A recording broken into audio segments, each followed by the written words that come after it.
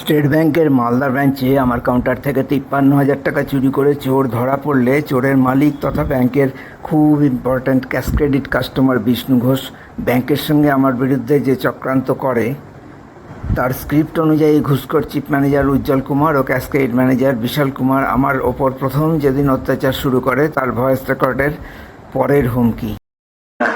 আমাকে যদি রিটার্ন ওরা কিছু দেয়, আপনি আসছেন দিতে, আমাকে রিটার্ন কমপ্লেন দিতে আসছেন, আমি অ্যাকশন নিই। আমাকে কিন্তু রিটার্ন যদি কিছু দেন না, তাহলে অসুবিধা হবে। আমাদের দুজনকে কনফিডেন্সে না নিয়ে আপনি নিজের বেসিসে কিছু করেছেন, তাহলে আপনার এই প্রবলেমে আমরা কোনো টাইপের সচেতনতা দেব না। চোরের মালিক আমার বিরুদ্ধে রিটার্ন দেবে মানে তার ৫৩,০০০ টাকা ফেরত দেওয়ার কথা ও কি করে লিখিত দেওয়ার কথা ভাববে? কি অভিযোগ করবে? এই অভিযোগ করবে যে আমি এত ইম্পর্টেন্ট ক্যাশ ক্রেডিট কাস্টমার, আমার কর্মচারী স্টেট ব্যাংকের কাউন্টার থেকে ৫৩,০০০ টাকা চুরি করেছে, এখন সেই ক্যাশিয়ার ৫৩,০০০ টাকাটা ফেরত চাইছে, এই অভিযোগ করবে? কোনো দোষ বা ভুল ছাড়াই একজন স্টাফের বিরুদ্ধে ক্যাশ ক্রেডিট কাস্টমার লিখিত অভিযোগ করে দিবে, এটা অত সোজা? আমার মনে হয় অত সোজা জল ভাত না। ওটা তোদের মতো যারা দুরম্বরী জালিয়াতি করে ম্যানেজার, তাদের সঙ্গে ওই সাঁট থাকে, যোগাযোগ থাকে, হিস্টার ব্যাপার থাকে, তাদের মধ্যে এইসব নোংরামো হয়। তোরা না হয় ইম্পর্ট্যান্ট ক্যাশ ক্রেডিট কাস্টমারের পূজারি, তোদের না হয় চোরের কাছে থেকে হিস্সা নেওয়ার ব্যাপার আছে, সব ম্যানেজার তো সেটা করবে না। এটা আলাদা বিষয় যে চোরের মালিক স্টেট ব্যাংকের মালদা ব্রাঞ্চের চিফ ম্যানেজার উজ্জ্বল কুমারকে ব্যাংকেরই ক্যাশিয়ারের বিরুদ্ধে সুপারি দিয়েছে।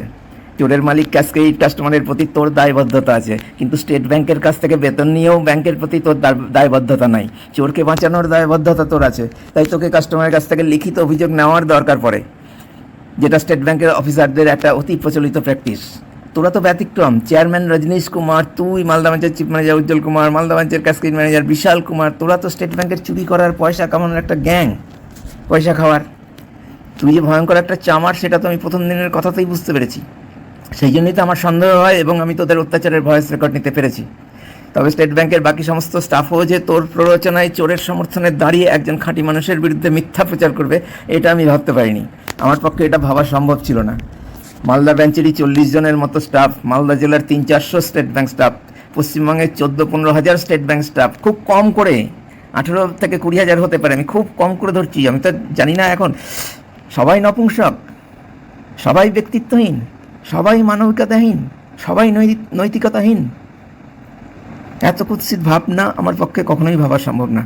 দেশের ২.৫ লক্ষাধিক স্টেট ব্যাংক স্টাফ আছে, এরা সুস্থ মস্তিষ্কের ব্যাংক স্টাফ নাকি হীরক রাজার দেশের চিন্তাহীন অনুভূতিহীন প্রজা?